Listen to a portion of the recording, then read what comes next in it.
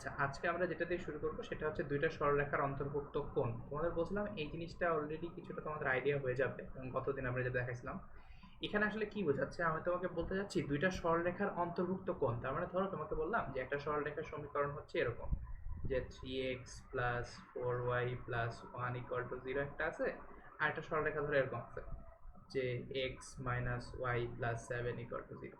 এখন তোমাকে বললাম এই দুই সরলরেখার মধ্যবর্তী কোণের মান কত, মানে এই মধ্যবর্তী কোণ যেটা সেই কোণের ভ্যালুটা কত, আমি এই অংশটা চাইছি। গতদিন আমরা শুধুমাত্র কাজ করছিলাম লম্ব হইলে কি হয় এবং সমান্তরাল হলে কি হয়। আজকে আমরা এটা দেখবো না, আজকে আমরা এটা দেখবো যে আমরা যে কোনো দুটো সরলরেখা যদি আমাকে দেওয়া থাকে তাহলে সেই সরলরেখা দুটোর মধ্যবর্তী কোণ আমরা কিভাবে বের করতে পারি। ঠিক আছে, প্রবলেমটা কি সবার কাছে ক্লিয়ার? আমরা আসলে কি করতে চাচ্ছি, আমার কাছে দুটো সরলরেখার সমীকরণ দেওয়া আছে, এক নম্বর সরলরেখা আর ধরো এটা হচ্ছে 2 নম্বর সরলরেখা, এটা ধরো এটা হচ্ছে ধরো তোমার 1 নাম্বার আর এইটা হচ্ছে তোমার 2 নম্বর সরলরেখা। আমি বলতে চাচ্ছি এই দুটো সরলরেখার মধ্যবর্তী কোণ কত সেটা আমরা বের করব। মানে ব্যাপারটা কি ক্লিয়ার যে কি করতে চাচ্ছি? না ভাইয়া, ব্যাপারটা ক্লিয়ার না? করবো কিভাবে ওইটা ক্লিয়ার না। আচ্ছা, মানে সেটা হচ্ছে তোমাদের গতদিন এটা অলরেডি সম্বন্ধে আইডিয়া থাকার কথা। কারো আইডিয়া থাকলে বলতে পারো আমি শুরু করার আগে। গতদিন একটা কাজ করছিলাম মনে আছে, যে এই জিনিসটাকে এরকম ঢাল বের করে। হ্যাঁ, একটা জিনিস চিন্তা করো, আমি জিনিসটাকে বাড়ায় দিছিলাম। গতদিন তোমাদের এই লম্ব বের করার সময় এটা দেখাচ্ছিলাম না, দাঁড়াও তোমাদের দেখাই। গতদিন যখন আমরা লম্ব বের করছিলাম পারপেন্ডিকুলার কন্ডিশন, এখানে খেয়াল করো আমরা এটা একটা এরকম একটা কাজ করছিলাম না, যে 1 নম্বর সরলরেখা 2 নম্বর সরলরেখা থিটা 1 আর থিটা 2। তারপর আমরা এই জিনিসটা আনছিলাম না, দেখো তো থিটা 2 ইকুয়াল টু এটা। আমরা এই কাজটা এখানেও করব, কিন্তু কথা হচ্ছে এই কাজটা করাতে আমাদের সুবিধা আছে একটা। কি রকম সুবিধা একটু খেয়াল করো, যে আমরা যখন এই কাজটা করতেছি এখন তোমাদের গতদিন বলছিলাম যে ধরো এটা হচ্ছে 1 নম্বর সরলরেখা, 1 নম্বর সরলরেখা কোণ তৈরি করছে থিটা 1, আর 2 নম্বর সরলরেখা এই 2 নম্বর সরলরেখাটা কোণ তৈরি করছে থিটা 2। এবং এই দুটার মধ্যবর্তী যে কোণটা আমরা বের করতে চাচ্ছিলাম সেই কোণটাকে আমি ধরো নাম দিলাম থিটা। ঠিক আছে, এখন তোমাদের গতদিন এটা এটা সম্বন্ধে আইডিয়া থাকার কথা, যে আমরা তোমাদের বলছিলাম যে এইটা একটা ত্রিভুজ ছিল, ধরো এটা হচ্ছে পি, এটা ধরো কিউ, এটা ধরো আর। এই যে পি কিউ আর ত্রিভুজের একটা বাহুকে বর্ধিত করে দিচ্ছি, তাহলে এই যে থিটা টু এটা হচ্ছে আমার বহিস্থ কোণ। তাহলে এই দুইটা আসলে বিপরীত অন্তস্থ কোণের সমষ্টি সমান, কারণ আমি এটা আসলে বলতে পারি যে থিটা টু এটা সমান হবে আসলে থিটা ওয়ান প্লাস থিটা। এটা কি সবাই বুঝছো? এটা তোমরা গতদিন দেখাইছিলাম যে বহিস্থ কোণ, এটা বহিস্থ কোণ হচ্ছে অন্তস্থ বিপরীত দুটো কোণের সমষ্টির সমান। এখন খেয়াল করে দেখো, যে আমি তোমাদের গতদিন বলছিলাম যে এই দেখো এই থিটা টু আর থিটা ওয়ান এটা যেহেতু এক্স অক্ষের ধনাত্মক দিকের সাথে কোণ, এই কোণটা আসলে ঢাল দিয়ে বের করা যায়। ঠিক আছে, তো আমি যদি এই দুইটা কোণ বের করে ফেলতে পারি তাহলে আসলে থিটা কোণটা বের করার কোনো সমস্যা না। কিন্তু আমরা আবার বলতেছি যে একটা সরলরেখার সমীকরণ দেওয়া থাকলে সেখান থেকে ঢাল বের করা খুবই ইজি। এই কারণে আমরা কোণ নিয়ে কাজ না করে ডাইরেক্ট ঢাল নিয়ে কাজ করবো। সো এটা খেয়াল করে দেখো, আমার এখানে উদ্দেশ্যটা হচ্ছে এই যে আমি থিটা বের করবো, আমি যেহেতু থিটা জানি না, থিটা ওয়ান বের করতে থিটা টু বের করতে পারবো, কারণ আমরা জানি হচ্ছে তোমার ট্যান থিটা টু এটা হচ্ছে তোমার 2 নম্বর সরলরেখার ঢাল এম টু। আবার আমরা এটাও জানি যে ট্যান থিটা ওয়ান এটা হচ্ছে তোমার 1 নম্বর সরলরেখার ঢাল এম ওয়ান। কিন্তু আমি থিটাটা জানি না, এই কারণে আমি এখান থেকে থিটা বের করবো। একটু খেয়াল করো, তাহলে থিটা সমান কত আসবে দেখো তো, theta two minus theta one না? এটা কি সবাই বুঝছো? এখন আমরা গতদিন এই কাজটা করছিলাম যে দুই পাশে ট্যান নিছিলাম, দুই পাশে ট্যান নিলে দেখো তো কি আসে, এই পাশে আসলে ট্যান থিটা আসে, রাইট সাইডে আসলে তোমার tan theta two minus theta one. এটা কি মাইনাস বুঝছো? Theta one.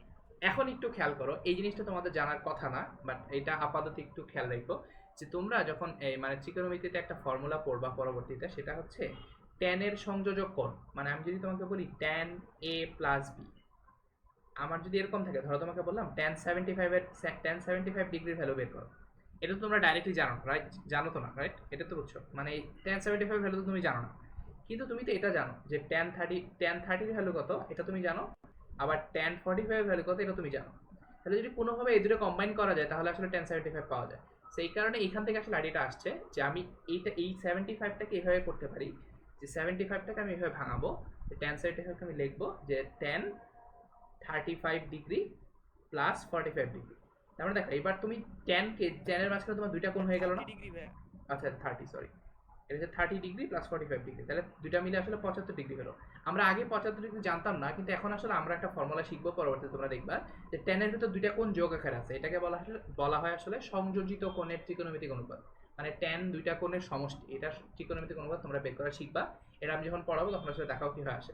তার মানে এখানে এই যে ট্যান এ প্লাস বি বের করছি, এ প্লাস বির কাহিনীটা এরকমই, যে ট্যান এ প্লাস বি মানে হচ্ছে তোমার যদি দুইটা কোণ যোগ আকারে থাকে তাহলে তুমি কি হবে বের করতে পারো। এটার ফর্মুলাটা এরকম, তোমাদের আপাতত এটা মানে নাও, আমি পরবর্তীতে যখন কোনোদিন পড়াই তাহলে এটা দেখাবো। তাহলে এটা হচ্ছে তোমার এটা আসবে tan A plus tan B divided by 1 minus tan a tan b। এটা কিভাবে আসে এটা আমি তোমাদের পরে দেখাবো, বাট আপাতত এটা মানে নাও যে আমার যদি দুইটা কোণ থাকে এরকম যোগ আকারে, তাহলে এই দুটা কোণের জন্য tan a plus b, tan a plus b সমান আসলে এটা লেখা যায় tan a plus tan b into 1 minus tan a tan b।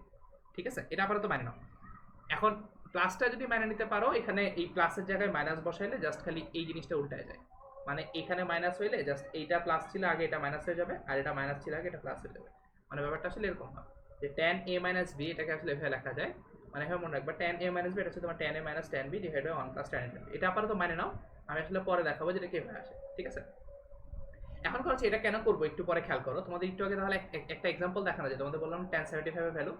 তা দেখো tan 75 এর ভ্যালু তাহলে এভাবে বের করা যায়। খেয়াল করো যে আমি এটাকে বলতে পারি আচ্ছা এটা হচ্ছে তোমার tan 30 প্লাস tan 45।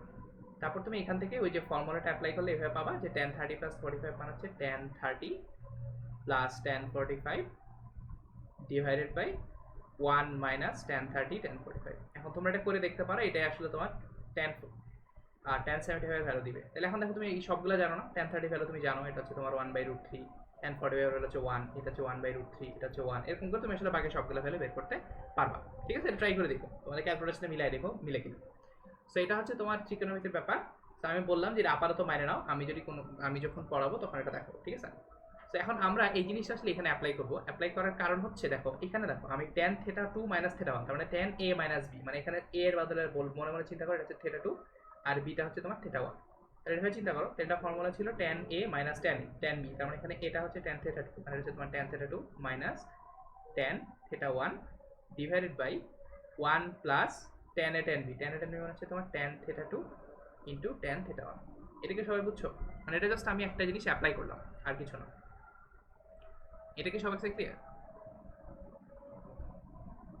আর লেফট সাইডে ছিল তোমার আসলে tan থিটা, আর এই থিটার ভ্যালুটা আমি আসলে বের করতে চাচ্ছি। এখন তোমরা বলতে পারো যে ভাই বোধহয় আমি tan নিয়ে এসে কমপ্লিকেটেড করার দরকারটা কি ছিল? দরকারটা ছিল এই জায়গায়, একটু খেয়াল করো। আমরা একটু আগে তোমাদের দেখাইলাম যে এই যে tan থিটা 1 এটা সমান আসলে বলা যায় m1 মানে প্রথম রেখার ঢাল, আর tan থিটা 2 এটা সমান আমি আসলে বলতে পারি m2 মানে দ্বিতীয় রেখার ঢাল। তার মানে এই যে tan থিটা 2 এটার বদলে আমি লিখতে পারি আসলে m2, এই tan থিটা 1 এর বদলে আমি লিখতে পারি m1, এটাকে লিখতে পারি m2, এটাকে লিখতে পারি m1। এটাকে সবাই বুঝছো? তাহলে ফাইনালি এই জিনিসটা দেখো এরকম দাঁড়ায় কিনা যে tan থিটা সমান হচ্ছে তোমার m2 minus m1 divided by 1 plus m1 m2। এটা কি সবাই বুঝছো? এই জিনিসটা খুব ইম্পর্টেন্ট, একটু খেয়াল রাখো। এই জিনিসটা কি বোঝা গেছে এটা কিভাবে আসলো? আমরা গতদিন আইডিয়া থেকে আইডিয়াটা ব্যবহার করে করছি, নতুন কিছু না। এটা কি সবার কাছে ক্লিয়ার?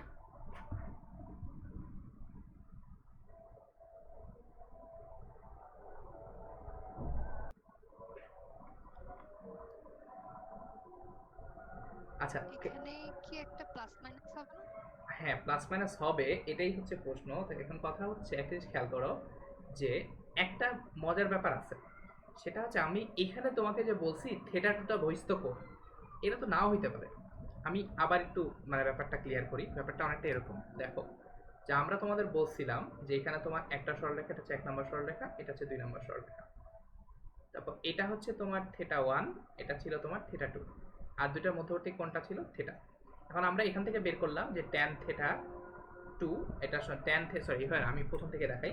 এখান থেকে আমরা বললাম যে থিটা 2 যেহেতু বহিস্থ কোণ, তাহলে এখান থেকে আমি বললাম থিটা 2 ইকুয়াল টু হচ্ছে থিটা 1 প্লাস থিটা। এটা হচ্ছে 1 নম্বর ব্যাপার।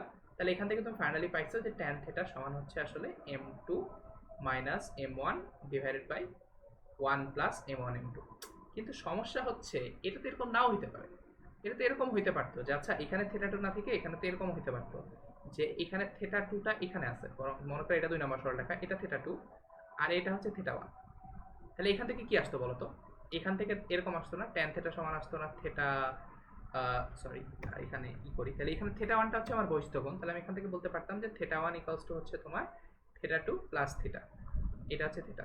তাহলে এখান থেকে বলা যায় যে তোমার সেখানে ফাইনালি tan থিটা সমান আসতো আসলে m2 minus m1 sorry m2 minus 1, এখানে আসবে তোমার m1 মাইনাস m2 আসবে, তুমি হিসাব করে দেখো এটা আসবে m1 minus m2 divide by 1 plus m1 m2। ঠিক আছে, তার মানে এখন একটা জিনিস বুঝতে পারতেছো যে ওই থিটাটার ওরিয়েন্টেশনের উপর ডিপেন্ড করে এই দুইটা ভ্যালুই আসলে আসতে পারে।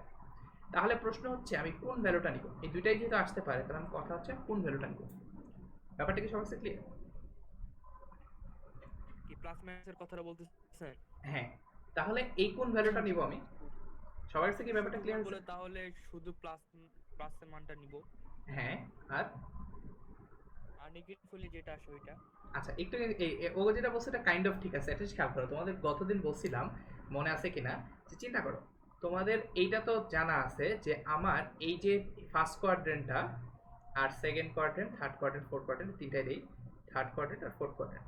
একটু খেয়াল করো, তোমাদের যদি দুইটা সরলরেখার মধ্যবর্তী কোণ আমাকে জিজ্ঞেস করে, দুইটা সরলরেখার মধ্যবর্তী কোণ কি হইতে পারে? এই একটা সূক্ষ্মকোণ হইতে পারে, আবার একটা স্থূলকোণও হইতে পারে। মানে এই এই থেটা হচ্ছে তোমার সূক্ষ্মকোণ, আর থেটা প্রাইম এটা হচ্ছে তোমার স্থূলকোণ। দুইটাই হতে পারে। যাই হোক, এটা আসলে 180 চেয়ে বড় হবে না, কারণ তুমি চিন্তা করো, এই দুইটার মধ্যবর্তী কোণ যদি 180 চেয়ে বড় তুমি ধরতে চাও, তাহলে আসলে পারবে না। ঠিক আছে, তার মানে এটা অবশ্যই 180 চেয়ে ছোট হবে। মানে এই যে, হবে না। মানে এই জিনিসটা 180 চেয়ে ছোট হবে। তাহলে এটা আমি বুঝতে পারতেছি যে 0 থেকে বড় হবে এবং 180 চেয়ে ছোট হবে। এই 0 থেকে 180 এর মধ্যে থাকবে। তার মানে একটা জিনিস খেয়াল করো, তার মানে এখানে সূক্ষ্মকোণ হওয়া মানে কি? 0 থেকে 90 এর মধ্যে থাকলে এটাকে সূক্ষ্মকোণ বলে না? মানে 0 থেকে 90 এর মধ্যে থাকা মানে কি? ফার্স্ট কোয়াড্রেন্টে থাকবে না অ্যাঙ্গেলটা? জি আর তোমাদের মনে আছে যে ফার্স্ট কোয়াড্রেন্টে ট্যান সাইন কস সবাই আসলে পজিটিভ না? ট্যান পজিটিভ, সাইন কস সবাই পজিটিভ। আর এই সেকেন্ড কোয়াড্রেন্টে ট্যান, এখানে আসলে শুধুমাত্র সাইন পজিটিভ। ঠিক আছে, এখানে অল পজিটিভ, মানে ট্যান সাইন কস সবাই পজিটিভ, আর এখানে শুধুমাত্র সাইন পজিটিভ। ঠিক আছে, তার মানে এখানে যদি আমি ট্যান নেই তাহলে এটা আসলে নেগেটিভ আসবে। তার মানে অন্যভাবে বলতে পারি, নেগেটিভ হয়ে যাবে। তার মানে তুমি এটা বলতে পারো যে ট্যান অফ যে কোনো একটা সূক্ষ্মকোণ, এই জিনিসটা অলওয়েজ পজিটিভ ভ্যালু দিবে, আর এটার সাথে যদি স্থূলকোণ নেই তাহলে এটা আসলে আমাকে নেগেটিভ ভ্যালু দিবে। তাহলে এইখান থেকে আমি আসলে বলতে পারি যে এখানে দুইটা ফর্মুলেশন ছিল। এখানে চিন্তা করো, আমার যদি চিন্তা করো যে m1 এর ভ্যালু যদি m2 এর চেয়ে বড় হয়, মানে চিন্তা করো যদি m1 এর ভ্যালু m2 এর চেয়ে বড় হয়, মানে m1 is greater than m2 হয়, মানে ঢাল যদি m1 বড় হয়, তার মানে ধরো তোমাকে বললাম m1 এর ভ্যালু হচ্ছে 4 আর m2 এর ভ্যালু ধরো 1, তাহলে এইখানে নিলে কি হবে দেখো তো, m2 m1 করলে এখানে কি হবে, 1 4, তাহলে এটা -3 চলে আসবে না? তার মানে এটা তখন নেগেটিভ চলে আসবে না? মানে এইখানে যদি নেগেটিভ আসে তার মানে এটা হচ্ছে তোমার আসলে স্থূলকোণ নির্দেশ করবে। তার মানে তোমাকে যদি বলা হয় স্থূলকোণ বের করো, তাহলে তুমি নেগেটিভটা নিবা, আর যদি তোমাকে বলে সূক্ষ্মকোণ বের করো, তাহলে তুমি পজিটিভটা নিবা। এটা কি বুঝছো সবাই? এটা কি সবার কাছে ক্লিয়ার? জি ভাইয়া। আচ্ছা, এই কারণে এই ফর্মুলাটাকে আসলে এভাবে লেখে। সাধারণত আমরা দুইটার মধ্যবর্তী কোণ বলতে দুইটার মধ্যবর্তী সূক্ষ্মকোণটাকে বোঝাই। ঠিক আছে, আমার দুইটা সরলরেখার মধ্যবর্তী কোণ বলতে সাধারণত এই দুইটা সরলরেখার মধ্যবর্তী সূক্ষ্মকোণটাকে বোঝায়। মানে এটা ধরো 1 নম্বর সরলরেখা, এটা ধরো 2 নম্বর সরলরেখা। 1 নম্বর সরলরেখার ঢাল হচ্ছে m1 আর 2 নম্বর সরলরেখার ঢাল হচ্ছে m2।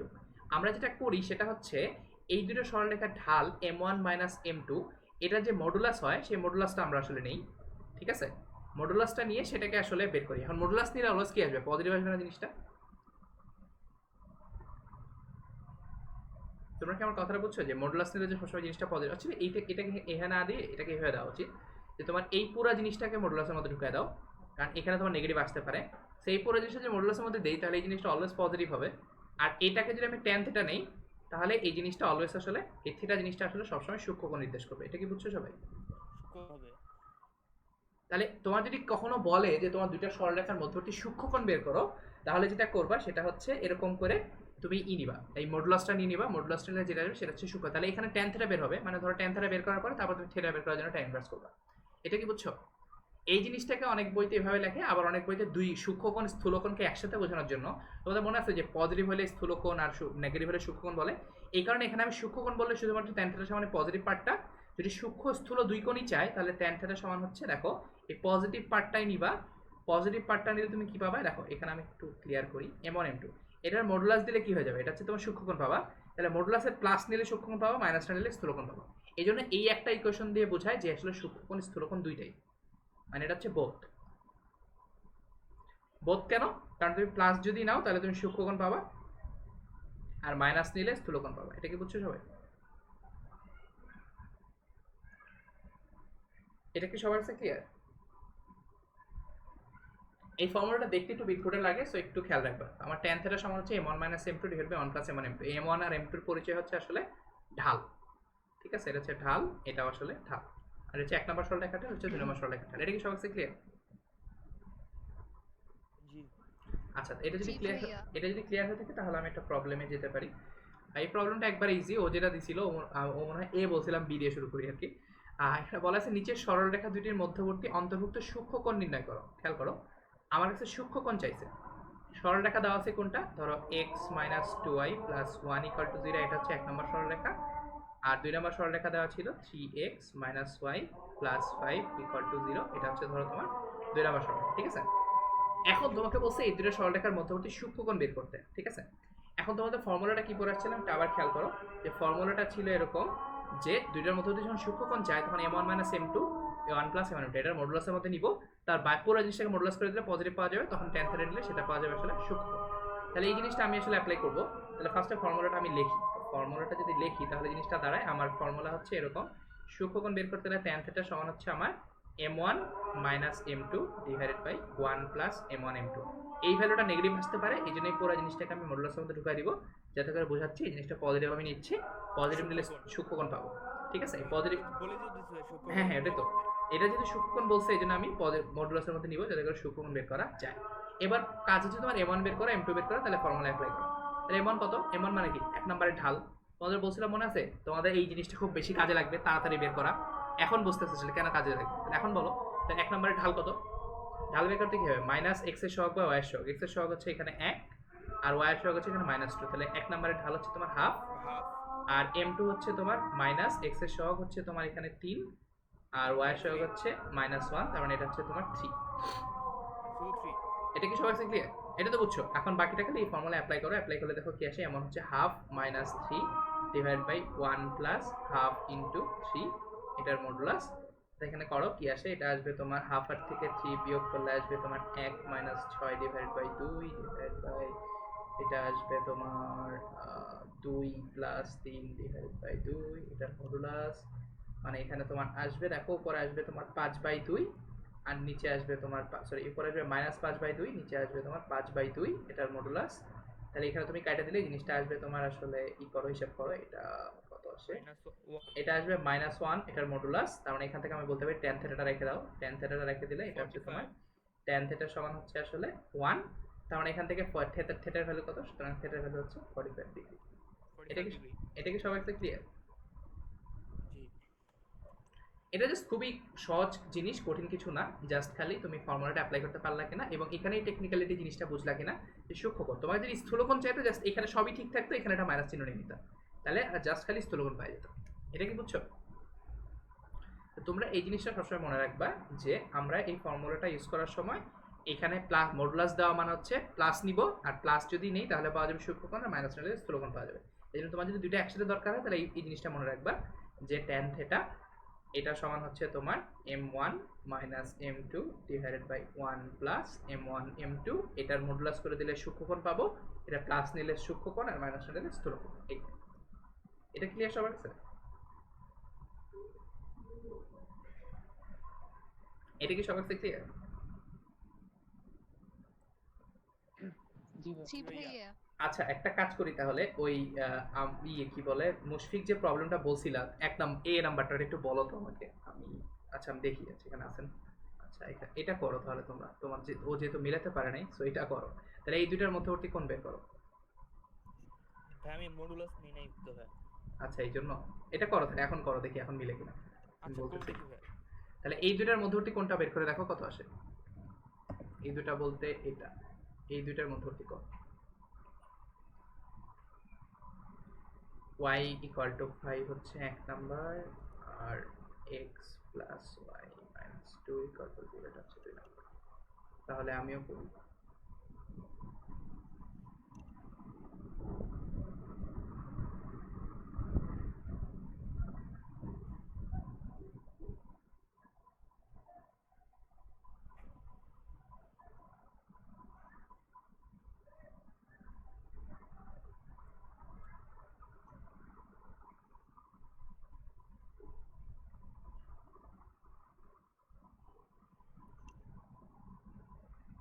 ইনফিনিটি আসছে। ইনফিনিটি আসছে শিওর? হ্যাঁ আচ্ছা তাই আসবে, আচ্ছা তাই আসছে। ও না আমার ভুল হইছে ক্যালকুলেশন, সরি।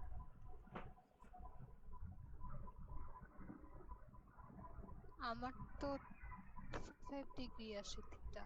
হ্যাঁ তাহলে ঠিক আছে, এখানে -1 হবে। তাহলে tan থিটা মানে থিটার ভ্যালু আসতেছে 45 ডিগ্রি।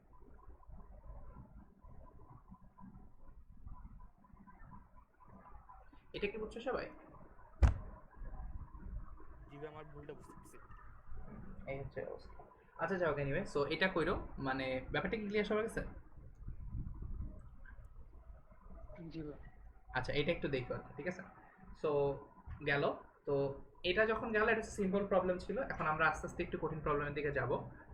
সো যাই, নেক্সট প্রবলেমটা খেয়াল করো, এটা একটু ইন্টারেস্টিং। তোমাকে বলা হয়েছে, একটু খেয়াল করো, এটা একটু পড়ো। এখানে একটা ইম্পর্টেন্ট কথা আছে, তোমাকে বলা হয়েছে দুইটা সরল রেখা এত বিন্দু দিয়ে যায় এবং এরা এই একটা সরলরেখার সাথে 45 ডিগ্রি কোণ উৎপন্ন করে। সরলরেখা দুটোর সমীকরণ নির্ণয় করা। আপাতত একটু পড়ো। এখন একটা জিনিস খেয়াল করো, এখানে তোমাকে আপাতত দুইটা সরলরেখা বলছে, দুইটা আপাতত মাথা থেকে ফালায় দাও। ধরো তোমাকে বলছে একটা সরলরেখা -1,2 বিন্দু দিয়ে যায় এবং এই একটা সরলরেখা দেওয়া আছে, এর সাথে 45 ডিগ্রি কোণ উৎপন্ন করে। সরলরেখার সমীকরণ নির্ণয় করো, ঠিক আছে? প্রশ্নটা কি বুঝছো, কি বলতে চাইছে? আমি বলতেছি দুইটা আপাতত ভুলে যাও, আপাতত একটা নিয়ে চিন্তা করো। মানে তোমার কাছে এখানে একটা সরলরেখা দেওয়া আছে, সরলরেখাটা হচ্ছে তোমার 3x - y + 7 = 0। এটা হচ্ছে তোমার 1 নম্বর সরলরেখা। এই যে এই সরলরেখাটা, এটা হচ্ছে 1 নম্বর সরলরেখা। আমাকে বলা আছে এমন একটা সরলরেখা, ধরো একটা, দুইটা আপাতত বাদ দাও, এমন একটা সরলরেখা আছে যে সরলরেখাটা হচ্ছে এই -1,2 বিন্দু দিয়ে যায়। মানে ধরো এটা হচ্ছে পি বিন্দু, এটা হচ্ছে পি বিন্দু, -1,2, এটা হচ্ছে পি বিন্দু। এখন এমন একটা সরলরেখার কথা বলছে যেটা আসলে এই পি বিন্দু দিয়ে যায়, এই পি বিন্দু দিয়ে যায় এবং এই যে সরলরেখা 1 নাম্বারটা আছে তার সাথে 45 ডিগ্রি কোণ তৈরি করে। তোমাকে সেই সরলরেখাটার সমীকরণ বের করতে বলছে। কথাটা কি বুঝছো? ভাই কোন সমীকরণ দিয়ে করতে হবে? আচ্ছা সমীকরণে আগে না যাই, প্রশ্নটা কি বুঝছো? যে ব্যাপারটা কি বলছে, আমার কাছে একটা বিন্দু আছে পি। একটু এখন একটু। এখন একটু খেয়াল করো, আমার এই বিন্দু দিয়ে যাবে এবং এই যে সরলরেখাটা দেওয়া আছে তার সাথে 45 ডিগ্রি কোণ তৈরি করবে। এখন প্রশ্ন হচ্ছে এবার আমি দুইটা কথাটা ফেরত নিয়ে আসি। এখন বলো দুইটা কথাটা ফেরত নিয়ে আসছি, এখন এখানে দুইটা সরলরেখা কেন হবে? দেখো এই সরলরেখাটা এইভাবে না যায়, এইভাবে যেতে পারতো না? এদিকে 45 ডিগ্রি কোণ তৈরি করতে পারতো না? কোনো সমস্যা ছিল? না ভাই কোনো সমস্যা না তো। ব্যাপারটা কি বুঝছো? তার মানে আমি বলতে যাচ্ছি যে এরকম যে সরলরেখা হবে, যে এই পি বিন্দু দিয়ে যাবে এবং এই সরলরেখার সাথে আসলে 45 ডিগ্রি কোণ তৈরি করবে, এরকম সরলরেখা আসলে একটা না, এরকম সরলরেখা দুইটা হতে পারে। এখানে একটা সরলরেখা, মানে এটাকে নাম দিলাম ধরো 2 নম্বর সরলরেখা, আর এটাকে নাম দিলাম ধরো 3 নম্বর সরলরেখা। মানে এই দুইটা সরলরেখায় আসলে এই ঘটনা ঘটাতে পারে যে এই বস্তু পি বিন্দু দিয়ে যাবে এবং এ আসলে 45 ডিগ্রি কোণ তৈরি করবে এই নিচের সরলরেখার সাথে। এটা কি বুঝছো? এটা কি সবার কাছে ক্লিয়ার? জি ভাইয়া। আচ্ছা এটা যদি ক্লিয়ার হয়ে থাকে, এখন আমাকে জিজ্ঞেস করছে এই জন্য আসলে এখানে বলা হয়েছে দুইটা সরলরেখা। এখন তোমাকে যদি দুইটা সরলরেখা না বলা থাকতো এবং বলা থাকতো একটা সরলরেখা, তাহলে তোমার আনসার তোমাকে দুইটাই লিখতে হইতো। কারণ হচ্ছে তোমার যদিও বলা আছে একটা সরলরেখা, কিন্তু আসলে সেটা হবে না। আর তুমি চাইলে এটা করতে পারো যে তুমি দেখাইতে পারো যে দুইটা আসছে, তারপর ওখান থেকে যে কোনো একটা লিখতে পারো। কিন্তু অফিসিয়ালি স্পিকিং তোমার যদি এরকম কেস আসে যে কোনো একটা সরলরেখার বৈশিষ্ট্য বলা আছে, যে বৈশিষ্ট্য তুমি দুজনেই মেনে চলে, তাহলে দুজনকে নিতে হবে তোমার, মানে তোমার কোনো ডিসক্রিমিনেশন করার সুযোগ নেই, ঠিক আছে? তো যদি একটাও বলা থাকতো তাও তোমার দুইটাই বের করতে হতো। এটা কি সবার কাছে ক্লিয়ার? মানে প্রশ্নটা বুঝছো যে আমার পি একটা বিন্দু আছে -1,2 এবং আরেকটা সরলরেখা দেওয়া আছে 3x - y + 7 = 0। আমাকে এমন দুটো সরলরেখা আছে 2 এবং 3, যে দুটো সরলরেখা আসলে এই যে এই পি বিন্দু দিয়ে যাবে এবং এই সরলরেখার সাথে এত কোণ তৈরি করবে। আমাকে সরলরেখার সমীকরণ বের করতে বলছে। এটা কি ক্লিয়ার সবার কাছে?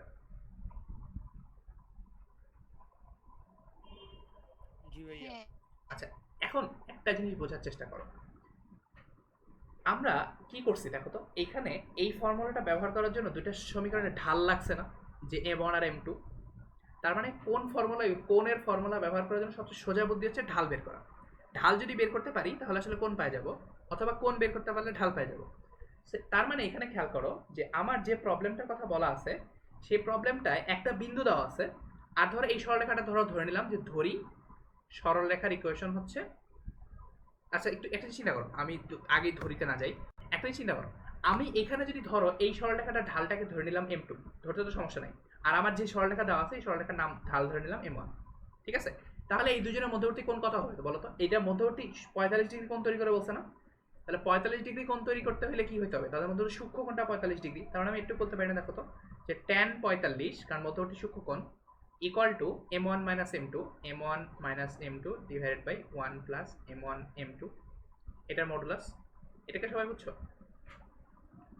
কারণ এই 45 ডিগ্রি হচ্ছে এই যে সরলরেখা 2 নাম্বার যেটা আমি জানি না সেটা এবং 1 নাম্বারের মধ্যবর্তী সূক্ষ্মকোণ। এটা কি সবার কাছে ক্লিয়ার? জি ভাইয়া। তাহলে আমি এখানে যেটা করতে পারি সেটা হচ্ছে আমি একা এই যে এই কথাটা আগে বলার কারণে যেটা সুবিধা হয়েছে, দেখো আমার এই দুটো ঢাল লাগবে। 1 নাম্বার ঢাল M1, M1 এর ঢাল M1 এর ভ্যালু কিন্তু আমি অলরেডি জানি। তাহলে এখানে ধরে নিতে পারি যে ধরো দেখো ধরি একের ঢাল মানে একের ঢাল যত একের ঢাল কত, একের ঢাল হচ্ছে M1, এটা সমান তুমি বের করতে পারো। একের ঢাল হচ্ছে M1, M1 বের করো। M1 হচ্ছে তোমার -x এর সহগ হচ্ছে 3 আর y এর সহগ হচ্ছে -1, মানে এটা একের ঢাল হচ্ছে 3, মানে একের ঢাল হচ্ছে 3 এবং 2 এর ঢাল। এখন চিন্তা করো আমি এখানে তোমাদের দুইটা সরলরেখা দিছি বলে কনফিউজ হয় না। আমি এখানে 2 এর ঢাল 2 একটা সরলরেখা নিব, একটা থেকে তোমার দুইটা সমীকরণ বের হবে, এটা নিয়ে চিন্তা করো না। তাহলে 2 এর ঢাল এটা ভ্যালু এটা নাও তোমার M2, এটা ভ্যালু তুমি আসলে জানো না, ঠিক আছে? এটা কি বুঝছো সবাই? জি ভাইয়া। তারপর তুমি একটা কাজ করতে পারো যে এখান থেকে তুমি বলতে পারো যে জানি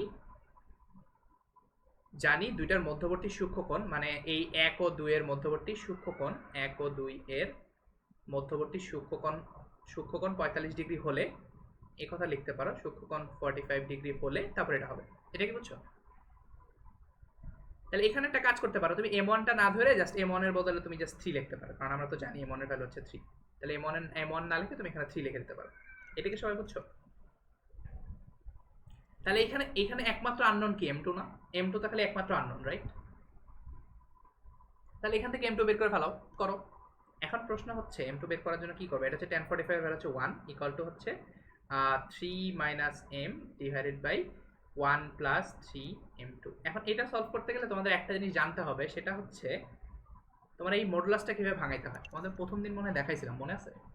যে যদি এক পাশে মডুলাস থাকে তাহলে কিভাবে ভাঙাইতে হয়।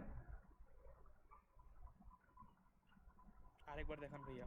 অপোজিটে স্কয়ার করতে হয় না? স্কোয়ার করা আসলে খুব একটা ভালো আইডিয়া না।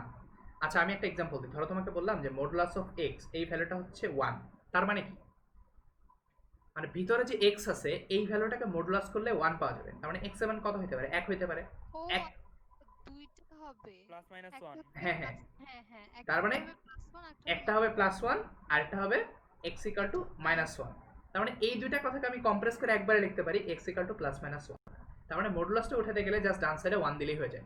বাট এটা শর্ত আছে, তোমরা এটা সবসময় ভুল করো। সেটা হচ্ছে যদি এটা এরকম না থেকে এরকম থাকতো যে মডুলাস অফ x + 3 = 5, তখন কিন্তু আবার এই কাম করতে চায় না যে x + 3 = +-5, ঠিক আছে?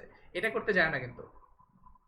এটা মনে রাখবা, এই কাজটা তখনই করা যায় যখন এই লেফট সাইডে মডুলাস ছাড়া আর কিছু না থাকে, মানে শুধুই মডুলাস আছে আর কিছু নাই, আর রাইট সাইডে শুধুই একটা সংখ্যা আছে আর কিছু নাই, বা শুধুই কিছু একটা আছে, তখন করা যায়। তোমরা আবার এটা করতে যায় না যে আমি এখানে এরকম করলাম যে মডুলাস অফ x + 3 = 5, তুমি ভাইয়া বলছিল যে মডুলাস যদি থাকে তাহলে মডুলাস উঠাই দিয়ে তো এখানে যা ছিল তাই, আর এখানে রাইট সাইডে প্লাস মাইনাস দিল, তা কিন্তু আবার করো না, ঠিক আছে? এটা আবার হবে না কিন্তু। তোমরা খালি এটাকে এভাবে চিন্তা করবা যে আমার যদি কোন একটা ভ্যালু এরকম থাকে যে modulus of x equal to ধরো 3, তার মানে এই ভিতরের জিনিসটা তখন রাইট সাইডে শুধু মডুলাস আর কিছু নাই, কিন্তু রাইট সাইডে শুধুই মডুলাস। তার মানে x এর ভ্যালু 3 ও হতে পারে, তাহলে মোট 3 পাওয়া যাবে, আবার x এর ভ্যালু -3 হতে পারে, তাহলেও 3 পাওয়া যাবে। শুধুমাত্র রাইট সাইডে মডুলাস থাকলে এই কামটা করা যায়, এটা খেয়াল রাখবে, ঠিক আছে? এটা আবার ভুল করো না যে মানে পরে আবার বলো না যে ভাইয়া তো এটা বলছিল প্লাস মাইনাস দিলেই হয়। এটা মনে রাখবে যে শুধুমাত্র লেফট সাইডে মডুলাস থাকতে হবে, আর কিছু থাকা যাবে না। এটা খেয়াল রাখবে, এটা ঠিক আছে? এটা কি বুঝছো? এখন এটা যদি বুঝে থাকো তাহলে খেয়াল করো, এই যে লেফট সাইডের ভিতরের জিনিসটা, এই ভিতরের জিনিসটার মডুলাস সমান 1, তার মানে কি ভিতরের জিনিসটা 1 ও হতে পারে -1 ও হতে পারে। তার মানে এখান থেকে আমি একবারে বলতে পারি যে 3 - m ডিভাইডেড বাই 1 প্লাস আর এই মানে 2। লিখবো যে একবার -1 হইলে একবার +1 হইলে। আর তোমার হইলে বলার দরকার নেই, তুমি ডাইরেক্ট এই লাইন থেকে ডাইরেক্ট এটা লিখতে পারো, তোমাকে কেউ আটকাবে না। এটা সমান তুমি ডাইরেক্ট +-1 বলতে পারো, সমস্যা নেই, ঠিক আছে? যেমন আমি এই লাইন থেকে যদি আমাকে কেউ বলে যে x = 3, এর পরের লাইন আমি চাইলে এইভাবে লিখতে পারি যে x = +-3। জাস্ট তোমাদের একটু মনে রাখতে হবে যেটা কখন করা যাবে, ঠিক আছে? এটা মনে রাখলেই হবে, র্যান্ডমলি করো না, তাহলে হবে। মানে লেফট সাইডে শুধুমাত্র মডুলাস থাকলে তখন এটা অ্যাপ্লাই করতে পারবে না। এই জন্য আমি বলছি তুমি একটু চিন্তা করবা। চিন্তা করা মানে হচ্ছে দেখো এই x এর মডুলাস মানে হচ্ছে 3, এই কথাটা মানে হচ্ছে x এর মান 3 হতে পারে -3 হতে পারে। কিন্তু তোমার যদি এরকম থাকে ধরো মডুলাস অফ x + 1 = 4, তখন তুমি কি করবা? তাহলে ফার্স্টে এই একটাকে এই পাশে নিয়ে যাও। তাহলে এইবার দেখো এটা সমান হচ্ছে 3, এইবার তুমি অ্যাপ্লাই করতে পারো যে আচ্ছা এই x এর মান 3 হতে পারে -3 হতে পারে। বাট প্রথমে এখানে আবার অ্যাপ্লাই করে বসো না যে এখানে x + 1 = +-4, এটা করতে গেলে কিন্তু গেঞ্জাম পারবা, ঠিক আছে? জি ভাই, বুঝতে পারছি। আচ্ছা ঠিক আছে, এই হচ্ছে কাহিনী। এটা করবা না আর কি, মানে এই রাইট সাইডে এটা করবা না। গেল। আচ্ছা তাহলে এবার হিসাব করো, এবার এখান থেকে তোমার m এর দুইটা ভ্যালু পেয়ে যাবে। দেখো তো একটু ক্যালকুলেশন করে m এর মান কত আসে। ভাইয়া বের করছি। একটা আসছে হচ্ছে -2 আর একটা আসছে হাফ। এটা আসবে +-3m2। আর বাকিটা একটু ক্যালকুলেশন করে ফেলো তাড়াতাড়ি, ও যেহেতু করে ফেলছে। এটা তাই আসার কথা। তোমরা আচ্ছা বাই দ্য ওয়ে তোমাদের একটা জিনিস বলে রাখি, তোমাদের যদি প্লাস মাইনাস নিয়ে একসাথে কাজ করতে অসুবিধা হয় তাহলে যেটা করতে পারো সেটা হচ্ছে এখান থেকে তুমি আসলে দুইটা ভাগ করে নিতে পারো। যে তুমি এখানে বলতে পারো যে যদি +1 হয় তাহলে তুমি এটা করবা যে 3 - m2 ডিভাইডেড বাই 1 + 3m2 এটা সমান +1 ধরে নাও। আবার 3 - m2 ডিভাইডেড বাই 1 + 3m2 এটা সমান -1 ধরে নাও। ধরে নিয়ে দুইটা করো, দেখো কি আসে। ঠিক আছে, ও যেহেতু করে ফেলছে বাকিটা একটু করে দেখো মিলে কিনা। +3m2 তাহলে এটা আসবে তোমার 4m2 সমান হচ্ছে 2, তাহলে m এর ভ্যালু আসছে m2 এর ভ্যালু আসতেছে হাফ। মাইনাস হাফ না প্লাস হাফ?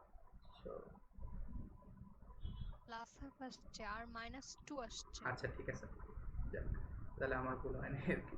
তাহলে 3m2 = -1 - 3m2, এটাকে এই পাশে নিয়ে গেলে এটা আসবে 2m2 = -4, তাহলে m2 এর ভ্যালু আসবে -2। আচ্ছা এটা আসছে না দেখো তো সবার। জি ভাইয়া। আচ্ছা এটা তোমরা দেখো, এটা তোমার ফাইনালি তাহলে এখন এটুক তো বুঝলা রাইট। এখন বলো তো এইবার সরলরেখা সমীকরণ বের করতে পারবা? আচ্ছা আমি এটা একটু মুছে দেই তোমাদের, যেহেতু এটা খুব একটা গেল। এটা কি হচ্ছে যে y - y1 এ বসাবো? হ্যাঁ এটা বসালে আসলে হয়ে যাবে, খেয়াল করো তো। এখন খেয়াল করো, আমি এই 2 নম্বর সরলরেখার ঢাল পেয়ে গেছি না। m2 এর ভ্যালু কত হতে পারে? m2 এর ভ্যালু হতে পারে -2 হতে পারে অথবা হাফ হতে পারে। আর দেখো এটা p বিন্দু দিয়ে যায়, p মানে কত? -1,2 বিন্দু দিয়ে যায়। এখন বলো তোমাদের প্রথম দিন একটা ফর্ম পড়েছিলাম মনে আছে, যে একটা সরলরেখা যদি x1 y1 বিন্দু দিয়ে যায় এবং তার ঢাল যদি হয় m, তাহলে তার সমীকরণ হয় y - y1 = m × x - x1। তো এই জিনিসটা বারবার লাগবে এবং খুবই লাগবে। তার মানে এখানে তোমার ঢাল দেওয়া আছে আর তোমার সরলরেখার সমীকরণ বিন্দু দেওয়া আছে, তার মানে তোমার দুইটা সমীকরণ বের করে ফেলাও। বের করলে y - y1 হচ্ছে তোমার 2 = m হচ্ছে একবার বসাবা হাফ, x - x1 হচ্ছে তোমার -1। এটা একটা সমীকরণ দিবে, এটা ধরো 2 নাম্বার। আর আরেকটা সমীকরণ দিবে y - 2 = -2 × x - -1। এটা কি বুঝছো সবাই? দুইটা সমীকরণ আসলে কিভাবে পাইলাম? ঠিক। এখান থেকে করে দেখো তোমার যেটা আসে আর কি। এটা কি সবার কাছে ক্লিয়ার? যে আমাদের খালি এখানে চ্যালেঞ্জটা ছিল যে ঢাল বের করা, ঠিক আছে। এখন বাকি পার্টটা বলছিলাম সেকেন্ড পার্ট একটু পরে দেখতে, এখন সেকেন্ড পার্টটা দেখার সময় আসছে। এখন তোমাকে বলছে যে এবং এদের সমীকরণ থেকে প্রমাণ করো যে এরা পরস্পর লম্ব। মানে তোমাকে বলছে এই সমীকরণ দেখে বলো যে এরা পরস্পর লম্ব, এটা দেখাইতে বলছে। এটা খুব কোনো ব্যাপার, তোমার আসলে সমীকরণ বের করা লাগে না। তোমাদের মনে আছে লম্ব হওয়ার শর্ত কি ছিল? লম্ব হইতে গেলে ঢালের গুণফল কি হতে হয়? m1 আর m2 -1 হতে হয় না? -1। তাহলে এখানে দেখো দেখো একটা ঢাল আসছে -2 আর একটা ঢাল আসছে হাফ, তাহলে দুটো ঢালের গুণফল কত? ঢালের গুণফল হচ্ছে তোমার -2 × হাফ, মানে হচ্ছে -1। তাহলে এখান থেকে তুমি বলতে পারো সুতরাং তারা লম্ব। এটা স্পেশাল কিছু না। এটা কি সবার কাছে ক্লিয়ার? জি ভাইয়া। আচ্ছা এখন পরের প্রবলেমটা খেয়াল করো। পরের প্রবলেমটা ইন্টারেস্টিং। এটা খুব মানে নতুন কিছু না, বাট প্রবলেমটা খুব ইন্টারেস্টিং।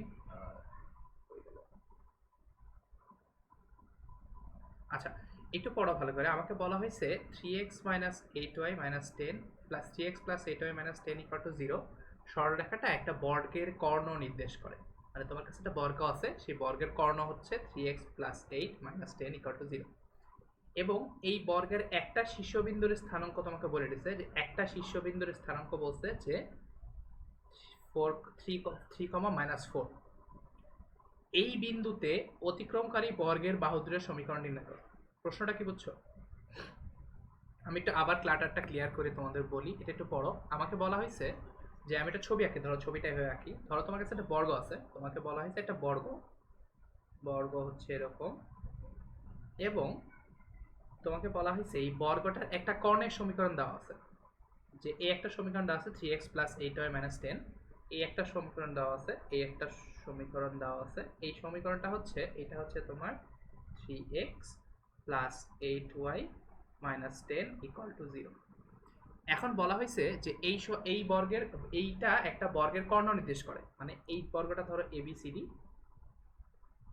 এই বর্গের কর্ণ নির্দেশ করতেছে আসলে এই সমীকরণটা। এবং তোমার কাছে আরেকটা দেওয়া আছে,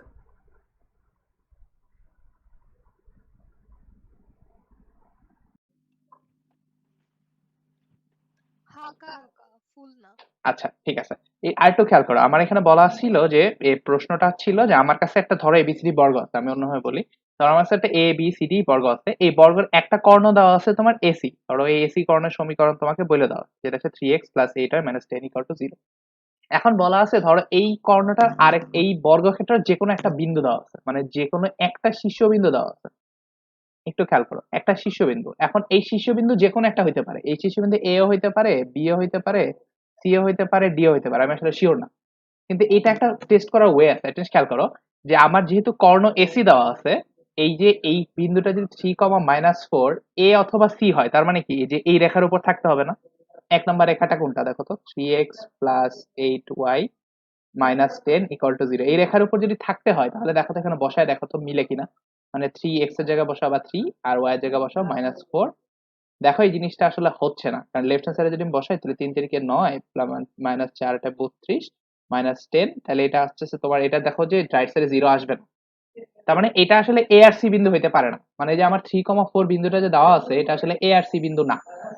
তার মানে আমি একটু বুঝলাম যে আমার এই একটা বর্গক্ষেত্র আছে ABCD, এই বর্গক্ষেত্রের একটা কর্ণ দেওয়া আছে AC আর একটা শীর্ষ দেওয়া আছে। এখন ধরো শীর্ষটা এই, আমি একটু গ্যারান্টি দিয়ে বলতে পারি শীর্ষটা A ও হবে না, শীর্ষ C ও হবে না, কারণ আমি যদি এই A আর C এর মধ্যে যে কোনো একটা হয় তাহলে এই বিন্দুটা যদি আমি এখানে বসাই দিই তাহলে আসলে সিদ্ধ হওয়ার কথা, কিন্তু এখানে সিদ্ধ আসলে হচ্ছে না। তার মানে আমি একটু বলতে পারি যে এই ABCD বর্গের এই AC কর্ণের দুইটা মাথা যে শীর্ষ দেওয়া আছে AC, সেটা আসলে দেওয়া নেই, অন্য যে কোনো একটা মাথা দেওয়া আছে। এখন তুমি এটাকে B ও ধরতে পারো, D ও ধরতে পারো, সমস্যা নেই। তাহলে ধরো আমি চিন্তা করলাম যে আচ্ছা এটা যেহেতু A আর C হতে পারে না, ধরো আমি ধরলাম D দেওয়া আছে, ধরো D বিন্দুতে দেওয়া আছে 3, -4, তাহলে এখন একটু চিন্তা করো কি কি দেওয়া আছে। আমার ABCD একটা সামান্তরিক আছে, সরি ABCD একটা বর্গ আছে, এই বর্গের একটা কর্ণ AC দেওয়া আছে 3x + 8y - 10 = 0, আর একটা শীর্ষবিন্দু D দেওয়া আছে, এটা হচ্ছে তোমার 3, -4। এখন তোমাকে বলা হয়েছে যে এই বিন্দু দিয়ে অতিক্রম করে, মানে D বিন্দু দিয়ে অতিক্রম করে যে দুইটা বাহু আছে, একটা হচ্ছে তোমার AD বাহু আর একটা হচ্ছে CD বাহু, এই দুইটা বাহুর সমীকরণ নির্ণয় করতে বলছে, এটা কি বুঝছো এবারে?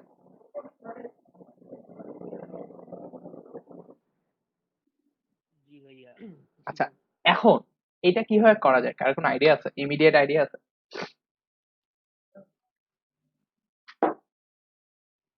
কোন আইডিয়া থাকলে বলতে পারো। কিছু না। আমরা গতদিন একটা ম্যাথ করছিলাম, একটু খেয়াল করো তোমাদের মনে আছে কিনা, এখানে একটা ম্যাথ করছিলাম মনে আছে যে এই 45 ডিগ্রি কোণ তৈরি করে, একটা বাইরের বিন্দু দেওয়া ছিল, একটা বাইরের বিন্দু দেওয়া ছিল P ছিল -1, 2, আর একটা রেখা দেওয়া ছিল, বলা ছিল এমন একটা সরলরেখার সমীকরণ বের করো, এমন দুইটা সরলরেখার সমীকরণ বের করো যেটা P বিন্দু দিয়ে যায় এবং এই যে রেখাটার সাথে 45 ডিগ্রি কোণ তৈরি করে, সেটা সেটা বের করার সমীকরণ, সেটা কিভাবে বের করছি বুঝছো না? সেটা আমরা এইভাবে করছিলাম মনে আছে, যে এটা তোমরা গতদিন একটা দেখে নিও, আবার রিভিশন হয়ে যাবে, সমস্যা নেই। এখন একটা জিনিস খেয়াল করো, মজার ব্যাপারটা কোথায় জানো, একটু খেয়াল করো, এই যে ডি বিন্দু আছে না, আমরা এবিসিডি একটা বর্গ না, এবিসিডি যদি বর্গ হয় তাহলে এই কোণটা তো 90 ডিগ্রি, আর এবিসিডি বর্গ হইলে তোমার এই দুইটা বাহু সমান হবে না, এডি বাহু আর সিডি বাহু সমান হবে না। তার মানে একটু বলতে পারি না, দেখো তো ত্রিভুজ জি। এডিসি এটার সমকোণটা কোনটা, কোণ এডিসি এটা হচ্ছে তোমার 90 ডিগ্রি। আবার আমি একটু বলতে পারি যেহেতু এডি বাহু ইকুয়াল টু সিডি বাহু, তার মানে দেখো এই দুটো বাহু যদি সমান হয় তার মানে এই কোণ দুটো সমান না, এই কোণ দুটো সমান হলে আমি আসলে এটা বলতে পারি না, দেখো তো যে তার মানে আমি একটু বলতে পারি যে আসলে এই দুইটা কোণ 45 ডিগ্রি হবে না। এটা কি বুঝতে পারছো, যে আমার যদি এটা বর্গ দেওয়া থাকে তাহলে বর্গের কর্ণটা এই মানে বর্গের বাহু দুটা কর্ণের সাথে সাথে 45 ডিগ্রি কোণ তৈরি করে। তাহলে দেখো তো এই প্রবলেমটা আর গতকালকের প্রবলেমটার মধ্যে কোনো পার্থক্য আছে? আমার একটা বাইরের বিন্দু দেওয়া ছিল এবং বলা ছিল এই বিন্দু থেকে দুইটা রেখা টানা হয়েছে যারা 45 ডিগ্রি কোণ তৈরি করে এবং এই রেখার সাথে 45 ডিগ্রি কোণ তৈরি করে, সেটা আমরা বের করছিলাম। কিভাবে বের করছিলাম একটু দেখে নিবা। তাহলে আমরা কি করছিলাম যে এখানে পি বিন্দু দেওয়া ছিল একটা বিন্দু, সেখান থেকে দুইটা রেখা টানা হয়েছিল, সেটা ছিল তোমার 1 নম্বর সরলরেখার সাথে 45 ডিগ্রি কোণ তৈরি করে। তো এখানে এক্স্যাক্টলি সেম সেম প্রবলেম, তোমার ডি একটা বিন্দু দেওয়া আছে, সেখান থেকে তোমার দুইটা রেখা টানা হয়েছে এডি, মানে এডি রেখা একটা টানা হয়েছে আর সিডি রেখা একটা টানা হয়েছিল, এই দুটা রেখার বৈশিষ্ট্য ছিল এটা এসি রেখার সাথে 45 ডিগ্রি কোণ তৈরি করে। তাহলে এই প্রবলেমটা আর ওই একটু আগে যে প্রবলেমটা দেখালাম তোমাদের সেই প্রবলেমটার মধ্যে আসলে কোনো পার্থক্য নাই। এটা কি বোঝা গেছে? তাহলে এই জিনিসটা কি বুঝছো? তাহলে আমার একটা বহিস্থ বিন্দু আছে 3, এটার সাথে এসি রেখা 45 ডিগ্রি কোণ তৈরি করছে। তাহলে এই সরলরেখার সমীকরণ বের করতে হবে। তাহলে বাকিটা আশা করি পারবা। এই প্রবলেমটা দেখে নিও, তাহলে আশা করি কোনো সমস্যা হবে না। এটা কি বুঝতে পারছো? যে এই প্রবলেমটা দেখতে কমপ্লিকেটেড লাগতেছিল, যে আমার একটা কর্ণ দেওয়া আছে, বাইরে একটা স্থানাঙ্ক বিন্দুর স্থানাঙ্ক দেওয়া আছে, এখান থেকে আমার দুইটা রেখার সমীকরণ চাইছে। এটা যে কথা আমরা একটু আগে যে প্রবলেমটা খুললাম সেটা আসলে একই প্রবলেম। এটা কি ক্লিয়ার হয়ে গেছে? জি আচ্ছা, তাহলে এটাতে কার কোনো প্রশ্ন আছে? এটা একটু দেখে নিও। এটা তোমার এই যে এখানে যেভাবে করছিলাম সেভাবে করলে আসলে হবে, কোনো সমস্যা হবে না। এটা কি ক্লিয়ার সবার কাছে? জি আচ্ছা, এটা যদি ক্লিয়ার হয়ে থাকে তাহলে আমার মতে আসলে মানে তোমাদের কোণ নিয়ে আর কোনো প্রশ্ন থাকার কথা না। মানে কোণের যে কাহিনী, কোণের যে ব্যাপারগুলো সেগুলো আমি মোটামুটি শেষ করে দিচ্ছি। একটু খেয়াল করো, আমি তো আবার একটু রিপিট করি।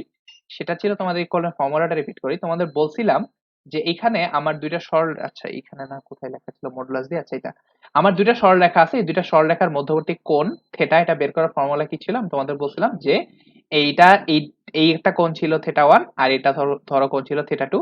আমরা সেখান থেকে গতদিন দেখাইছিলাম যে tan থিটা এটা সমান আসলে আসে tan θ1 minus tan θ2 divided by 1 plus tan θ1 plus tan θ2।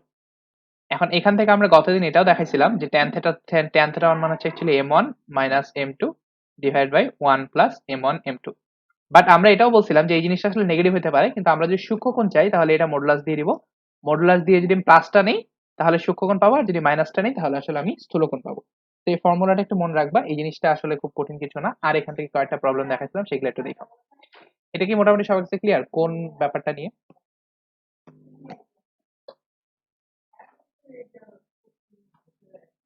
এটা একটু দেখতে স্যার হবে তোমাদের। বুঝলাম না ঠিক কি বললেন ভাইয়া? আমি বললাম যে এই ব্যাপারটা কি কারো কোনো প্রশ্ন আছে কোণের মধ্যে? মানে কোন রিলেটেড প্রবলেম আপাতত এখানেই শেষ। মানে কোণের বেসিক্যালি জিনিসটা হচ্ছে ফর্মুলাটা এরকম যে m1 minus m2 divide by 1 plus m1 m2, এটার মডুলাস নিব আমি, যদি প্লাস নিই তাহলে জি জি সূক্ষ্মকোণ, স্যার, আর মাইনাস নিলে স্থূলকোণ। তাহলে এই পর্যন্ত স্যার মোটামুটি এটা শেষ। ত্রিকোণমিতিতে পড়াবেন। হ্যাঁ, আমি বলছিলাম যে এই ফর্মুলাটা কিভাবে আসে ওটা আমি ত্রিকোণমিতিতে দেখাবো। তাহলে এই ব্যাপারটা নিয়ে মোটামুটি কনফিউশন শেষ। আমি দুইটা এক্সাম্পল প্রবলেম করাই দিলাম, তোমাদের এই রিলেটেড আরো প্রবলেম থাকলে দেখতে পারো, আর নেক্সট দিন যদি কোনো সমস্যা থাকে আমাকে বলতে পারো, ঠিক আছে? তাহলে আমি একটু সামনের দিকে আগাই। আচ্ছা, এখন যে জিনিসটা আমরা পড়তে যাচ্ছি সেটাকে বলা হয় আসলে সরলরেখা, তিনটা সরলরেখা সমবিন্দু হওয়ার শর্ত। আচ্ছা, সমবিন্দু, এখানে একটা কথা আছে, সমবিন্দু মানে কি?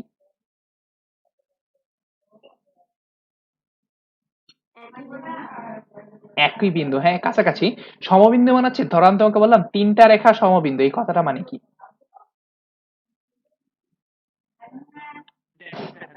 আর একই রেখা না, হ্যাঁ একই একই তিনটা রেখা একই বিন্দু দিয়ে আসলে যাবে।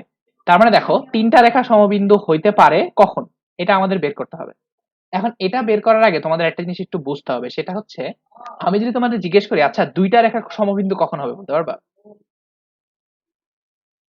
দুইটা রেখা,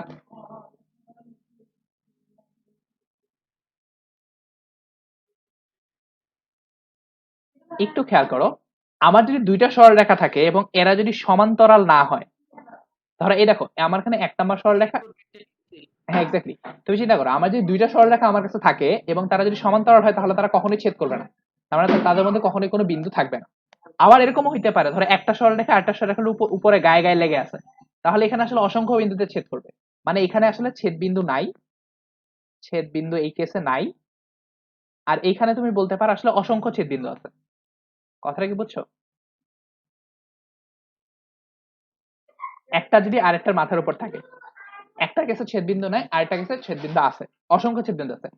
এই দুইটাকে যদি ছাড়া হয় তাহলে দেখো তো পৃথিবীর যে কোনো দুটো সরলরেখা আসলে একটা বিন্দুতেই ছেদ করবে না। একাধিক বিন্দুতে কি ছেদ করার সুযোগ আছে সরলরেখাতে? তুমি বক্ররেখা একাধিক বিন্দুতে ছেদ করতে পারে, কিন্তু সরলরেখা কি একাধিক বিন্দুতে ছেদ করতে পারবে কখনো? একটা বিন্দুতে ছেদ করতে হবে না তাকে অবশ্যই।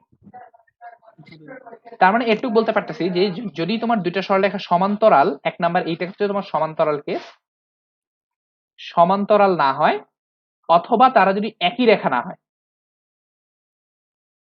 তারা যদি একই রেখা না হয় তাহলে তারা অবশ্যই একটা বিন্দু দিয়ে যাবে, রাইট? একটি বিন্দুগামী, রাইট? এটা কি বুঝছো?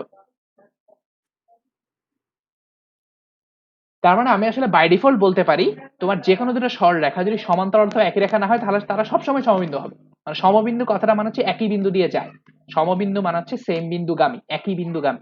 তাহলে আমি বলতে চাচ্ছি যে যদি যদি তোমার দুটো সরলরেখা সমান্তরাল না হয় অথবা একই রেখা না হয় তাহলে তারা সবসময় আসলে সমবিন্দুই হবে। এটা কি বুঝছো সবাই? দুইটার জন্য কোনো স্পেশাল কিছু নাই, ঠিক আছে? এখন প্রবলেম হচ্ছে তিনটা রেখার জন্য। খেয়াল করো, আমার কাছে যদি তিনটা রেখা থাকে তাহলে একটা গ্যাঞ্জাম থাকবে। কেমন? ধরো তোমাকে বললাম দেখো দুইটা রেখা এক বিন্দুতে মিলিত হইতে পারে, কিন্তু তিন নাম্বার রেখাতে এমন হইতে পারে এদিক দিয়ে গেছে অথবা ধরো এদিক দিয়ে গেছে অথবা ধরো এইভাবে গেছে। এই কোনো কেসেই কি আসলে সমবিন্দু হইছে? আমি ধরো বললাম যে তোমাকে এইখান দিয়ে গেছে, তাহলে তাহলে কি একই বিন্দু দিয়ে গেছে? দেখো এই দুজন এক বিন্দুতে মিলিত হয়েছে আর এই দুজন এক বিন্দুতে মিলিত হয়েছে আর এই দুজন এক বিন্দুতে মিলিত হয়েছে, তাহলে তারা তো আসলে সমবিন্দু হইলো না, হইলো? এটা কি বুঝছো? তাহলে এই এই কেসটা হচ্ছে আসলে সমবিন্দু না, এই কেসটা হচ্ছে আসলে আমার সমবিন্দু না। এখন সমবিন্দু মানে কি? তিনটা সরলরেখা সমবিন্দু হওয়া মানে হচ্ছে তারা আসলে একই বিন্দু দিয়ে যাবে। এটা কি বুঝছো? এটা হচ্ছে তোমার সমবিন্দু। এটা কি সবার কাছে ক্লিয়ার? সমবিন্দু মানে কি? জি ভাইয়া। আচ্ছা, এখন কথা হচ্ছে আমি ধরো তোমাকে তিনটা সরলরেখার সমীকরণ দিয়ে দিলাম, তুমি কি দেখে বলতে পারবা যে এটা কখন সমবিন্দু হবে কখন সমবিন্দু হবে না? কিভাবে বলতে পারবে? কোনো আইডিয়া আছে কারো? কোনগুলার ঢালগুলাই আর সমান ভাই, ঢালগুলার মান সমান এরকম কিছু? না, ঢালগুলো সমান হবে কেন? ঢালগুলো সমান হলে স্কোয়ার মান যদি বসাই তাহলে সমান আবার শূন্য। আবার আবার স্কোয়ার মান যদি তিনটা সরলরেখার ক্ষেত্রে বসাই, হ্যাঁ, এই মানটা কোনটা? এক্স্যাক্টলি এক্স্যাক্টলি আমি এটাই বলতে চাচ্ছি। দেখো একটা বিন্দু পাওয়া যাবে না, তো একটাই মান যদি তোমার তিন সরলরেখায় সিদ্ধ হয় তাহলে হবে, কিন্তু এই মানটা কোনটা বসাবা? তুমি তো র্যান্ডমলি বের করতে পারবে না। আচ্ছা একটু খেয়াল করো, এইখানে কি হয়েছে দেখো তো, এক আর দুই নম্বর সরলরেখার যে ছেদবিন্দু পাওয়া গেছে ধরো এ, এই বিন্দুটা আসলে তিন নম্বর সরলরেখাটার উপরে নাই। একটু খেয়াল করো, এক আর দুই নম্বরের ছেদবিন্দু হচ্ছে এ, এই এই এ বিন্দুটা আসলে তিন নম্বর সরলরেখার উপরে নাই। এটা দেখে আমি বুঝতে পারতেছি আসলে এরা সমবিন্দু হবে না। কিন্তু পরের কেসটা খেয়াল করো, আমার ধরো এটা হচ্ছে এক নম্বর সরলরেখা, এটা হচ্ছে দুই নম্বর সরলরেখা। এক নম্বর সরলরেখার ছেদবিন্দু আর দুই নম্বর সরলরেখার ছেদবিন্দু হচ্ছে এ, এই বিন্দুটা যদি তিন নম্বরের উপরও থাকে তার মানে আমি বলতে পারবো না যে এরা আসলে তিনটা একই বিন্দু দিয়ে গেছে। আমি ব্যাপারটা বুঝতে পারছি? আরেকবার বলেন। দেখো আমার এখানে দেখো এক নম্বর সরলরেখা আর দুই নম্বর সরলরেখা, এই দুইটা কালো সরলরেখা যেখানে মিলিত হয়েছে সেই বিন্দুটা হচ্ছে ধরো এ। এই এ বিন্দুটা যদি তিন নম্বরের উপরেও থাকে তার মানে আমি এটা গ্যারান্টি দিয়ে বলতে পারবো না তারা আসলে একই বিন্দু দিয়ে গেছে। জি ভাইয়া। তাহলে এই কেসে কিন্তু তা হয় নাই। দেখো এক নম্বর আর দুই নম্বরের ছেদ বিন্দু যেটা সেটা আসলে তিন নম্বরের উপরে নাই, এই কারণে আসলে তারা সমবিন্দু হয় নাই। কিন্তু যদি এমন হয় যে এক নম্বরের ছেদ বিন্দু আর এক নম্বর আর দুই নম্বরের ছেদ বিন্দু যা সেটা আসলে তিন নম্বরের উপরে এক জায়গায় আছে, তার মানে আমি বলতে পারবো আসলে তিনটা সরলরেখা সমবিন্দু। এটা কি বুঝছো? মানে তিনটা সরলরেখা একটা নির্দিষ্ট বিন্দুতে মিলিত হবে। এক্স্যাক্টলি। এখন এটা বের করার সবচেয়ে সোজা বুদ্ধি হচ্ছে, এখন আমি তোমাদের একটা প্রবলেমে চলে যাই। তোমাকে বলা হচ্ছে তোমার তোমার তিনটা সরলরেখা আছে, একটা হচ্ছে তোমার 2x minus 3y plus 5 equal to 0, এটা ধরো এক নাম্বার। তারপরে ধরো 3x plus 4y minus 7 equal to 0, এটা ধরো দুই নাম্বার। তারপরে ধরো তিন নাম্বারটা সরলরেখা আছে 9x minus 5y plus 8 equal to 0, এটা হচ্ছে ধরো তোমার তিন নাম্বার সরলরেখা। এখন আমাকে জিজ্ঞেস করছে সরলরেখা ত্রয় কি সমবিন্দু কিনা, মানে তোমাকে টেস্ট করতে বলছে এই তিনটা সরলরেখা কি সমবিন্দু কিনা। সবচেয়ে সোজা বুদ্ধি কি বলতো? তোমাদের বললাম না, ধরো তোমার এক আর দুই নম্বর সরলরেখার ছেদবিন্দু আগে বের করো। এক আর দুইয়ের ছেদবিন্দু কিভাবে বের করে? সমাধান করে। করো, সমাধান করো। এক আর দুই সমাধান করে দেখো তো কি আসে, ছেদবিন্দুটা কত আসবে?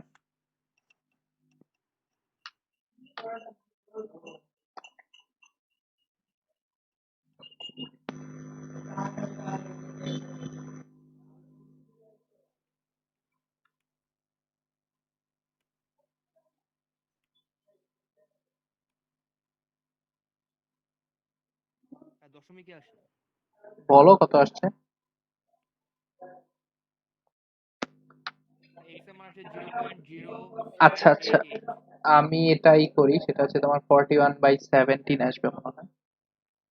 আর আচ্ছা, আর একটা 1/17 আসবে, একটু দেখো তো ঠিক আছে কিনা, বাকিটা একটু করো তো।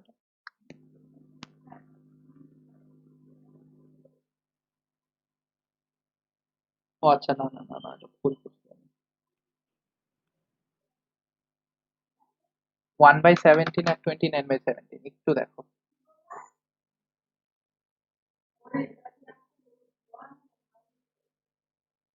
আছে সবার?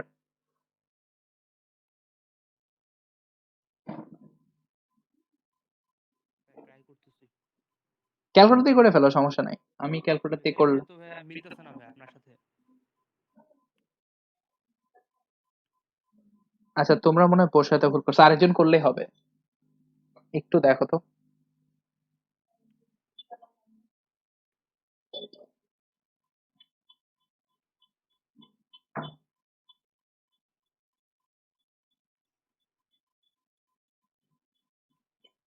জি ভাই মিলছে। বাকিদের তাই আসছে?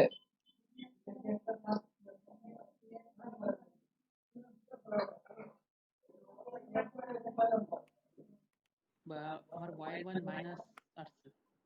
ওয়ার মান কত আসছে? না, আমারটা মনে হয় ঠিক আছে। আমি, তোমরা একটু বাসায় চেক করে নিও, হ্যাঁ ঠিক আছে? হ্যাঁ এটা ঠিক আছে। সালমান শোনো, তুমি যে বসাইছো না ওইটা -5 হবে আর -7 প্লাস +7 হবে। আচ্ছা যাও, এনিওয়ে একটু খেয়াল করো। তাহলে একটা জিনিস খেয়াল করো, আমি 1 আর 2 এর ছেদ বিন্দু পেয়ে গেলাম 17, 1/17 আর 29/17। ঠিক আছে, এখন কথা হচ্ছে দেখো, আমরা তোমাদের একটু আগে বললাম যে এখানে জিনিসটা বুঝাইলাম যে দেখো, এই 1 আর 2 এর ছেদ বিন্দু যদি 3 নম্বরের উপরে না থাকে, তার মানে আমি একটু বলতে পারবো তারা আসলে সমবিন্দু না। অথবা যদি 1 আর 2 এর ছেদ বিন্দু 3 নম্বরের মধ্যে থাকে, তার মানে আমি বলতে পারবো আসলে সমবিন্দু। তাহলে এই কনসেপ্টটা এখানে খাটাও। তাহলে 1 আর 2 এর ছেদ বিন্দু হচ্ছে এটা। এখন এই বিন্দুটা 3 নম্বরের উপর আছে কি নাই কিভাবে বুঝবা? মান বসাই যদি মানে এই বিন্দুটা যদি বসায় বসালে যদি মিলে তাহলে বসাও। তাহলে বসালে দেখো তো হয় কিনা। তাহলে বসালে x এর মান কত বসাবা? 1/17 মাইনাস 9 ইন্টু 29/17 প্লাস 8। এটা সমান দেখো রাইট সাইডে 0 আসে কিনা। তাহলে এটা আসবে কত? 17, 9 মাইনাস 9 টাইমস 29 প্লাস 8 টাইমস 17।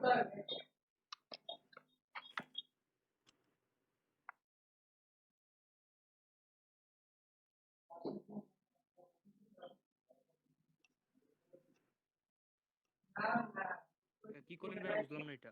মানে বসাই দিছি আমি, বসাই জাস্ট দিছেন? বসাই দিয়ে তারপর লসাগু করছি। তোমরা একটু করে দেখো এটা মিলে কিনা।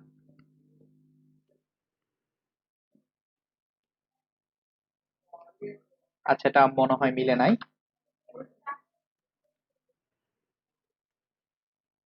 আচ্ছা, আমি কি কিছু ভুল করছি? এটা হওয়ার কথা।